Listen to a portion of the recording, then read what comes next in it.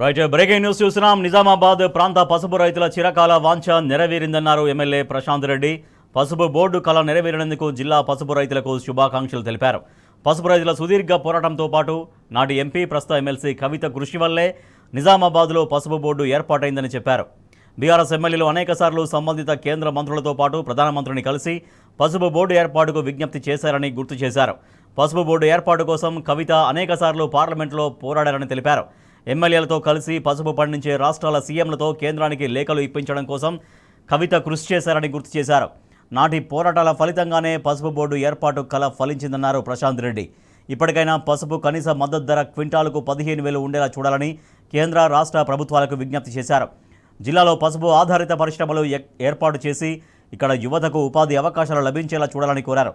పసుపు పంటకు డిమాండ్ పెరిగేలా చూసే బాధ్యత కేంద్ర రాష్ట్ర ప్రభుత్వాలపై ఉందన్నారు వేముల ప్రశాంత్ రెడ్డి.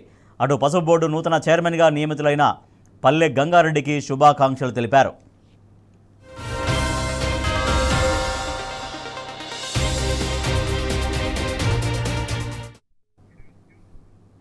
నిజామాబాద్లో పసుపు బోర్డు ఏర్పాటు అభినందనీయమంటూ మాజీ మంత్రి ఎమ్మెల్యే వేముల ప్రశాంత్ రెడ్డి స్వాగతిస్తున్నారు. అయితే కనీస మద్దతు ధర పసుపుకు లభించే విధంగా 15,000 ఉండే విధంగా కేంద్ర రాష్ట్ర ప్రభుత్వాలు కృషి చేయాలంటూ కూడా ఆయన సూచిస్తున్నారు. మా ప్రతినిధి రవీందర్ నిజామాబాద్ నుంచి మరింత సమాచారం అందిస్తారు. ఎస్ రవీందర్, మొత్తానికి నిజామాబాద్ పసుపు రైతుల కల ఫలించి పసుపు బోర్డు ఏర్పాటైంది. సో దీంట్లో పసుపు బోర్డు ఏర్పాటులో బీఆర్ఎస్ పార్టీ ఫైట్ చేసినటువంటి ప్రెజర్ ఇదంతా కూడా రైతులు ఎట్లా గుర్తు చేసుకుంటున్నారు?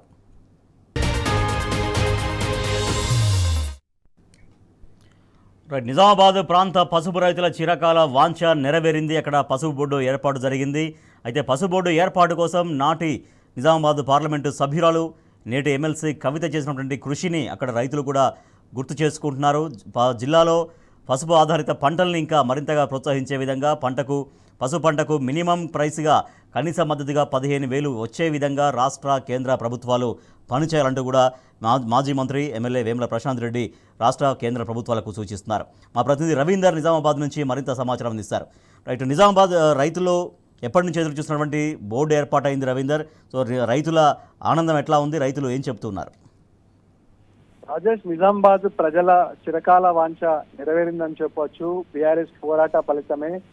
ప్రజల ఆకాంక్ష మేరకు గతంలో ఎంపీగా పనిచేసిన కవిత ఇక్కడి పసుపు బోర్డు తేవాలనే దృఢ సంకల్పంతో ఆనాడు నిజామాబాద్ ఎంపీగా ఇక్కడ ఉన్నటువంటి ప్రాంత ఎమ్మెల్యేలను అదేవిధంగా ఎమ్మెల్సీలను జిల్లా ప్రజాప్రతి అందరినీ కలుపుకొని ఈ పసుపు బోర్డు ఏర్పాటు కోసం పెద్ద ఎత్తున కృషి చేశారని చెప్పొచ్చు.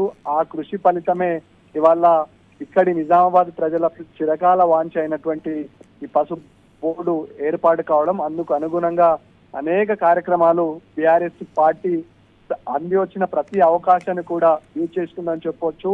బీఆర్ఎస్ ఎంపీలు అదేవిధంగా బీఆర్ఎస్ ఎమ్మెల్యేలు ఎమ్మెల్సీలు ఇక్కడ ప్రాతినిధ్యం వహించే ప్రజాప్రతినిధులతో పెద్ద ఎత్తున ఢిల్లీకి వెళ్లి ఆనాటి ప్రధానమంత్రి నరేంద్ర మోదీకి అనేక సార్లు వినతి పత్రం, అక్కడ ఉన్నటువంటి సంబంధిత శాఖ మంత్రులకు కూడా ఇక్కడున్న ప్రజల చిరకాల వాంఛను నెరవేర్చారని, దాన్ని నెరవేరిస్తే ఇక్కడ ప్రాంతపు ప్రజల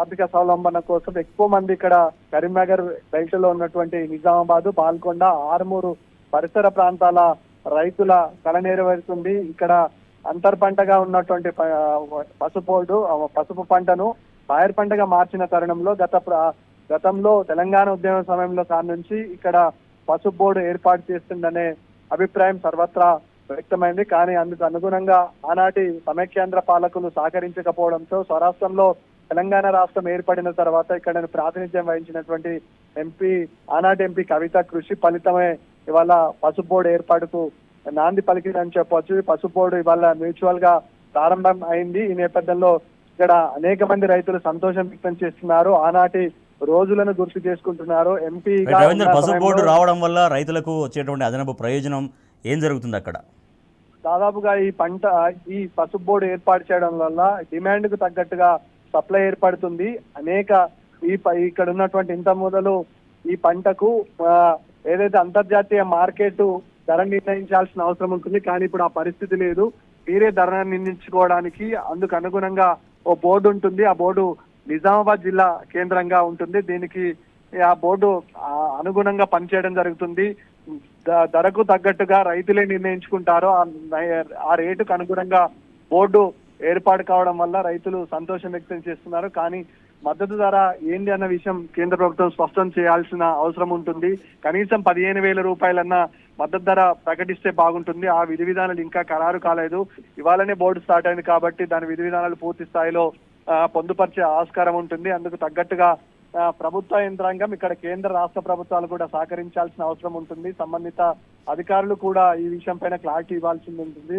బోర్డు అయితే ఇవాళ మ్యూచువల్ గా నిజామాబాద్ జిల్లా కేంద్రంగా ఏర్పాటు చేయడం జరిగింది. దీనికి కేంద్ర మంత్రులతో పాటు ఇక్కడ ఉన్నటువంటి పసుపు బోర్డు నూతనంగా చైర్మన్ గా నియమించినటువంటి పల్లె గంగారెడ్డి నియమితులయ్యారు. ఆయన సారథ్యంలో ఇక పసుపు బోర్డు ఏర్పాటు కాబోతుందని ఇక్కడ అందుతున్నటువంటి సమాచారం. ఈ నేపథ్యంలో ఈపాటికే బాల్కొండ, ఆర్మూర్ పరిసర ప్రాంతాలకు కానుకొని బాల్కొండ నియోజకవర్గంలో ఒక 40 ఎకరాలకు స్పైస్ పార్క్ ఏర్పాటు చేయడం జరిగింది. మరి దాన్ని ఏ రకంగా వినియోగించుకుంటారనే అంశం పైన స్పష్టత రావాల్సింది ఉంటుంది. రాజేష్, మొత్తానికి ఉమ్మడి నిజామాబాద్ జిల్లా వ్యాప్తంగా అటు కరీంనగర్ బెల్ట్ లో పసుపు పండించే రైతులు కూడా ఈ బోర్డు ఏర్పాటు చేయడంతో సంతోషం వ్యక్తం చేస్తున్నారు. బీఆర్ఎస్ కృషి ఫలితమే అని చెప్తున్నారు. Rajesh, right, thank you Ravinder.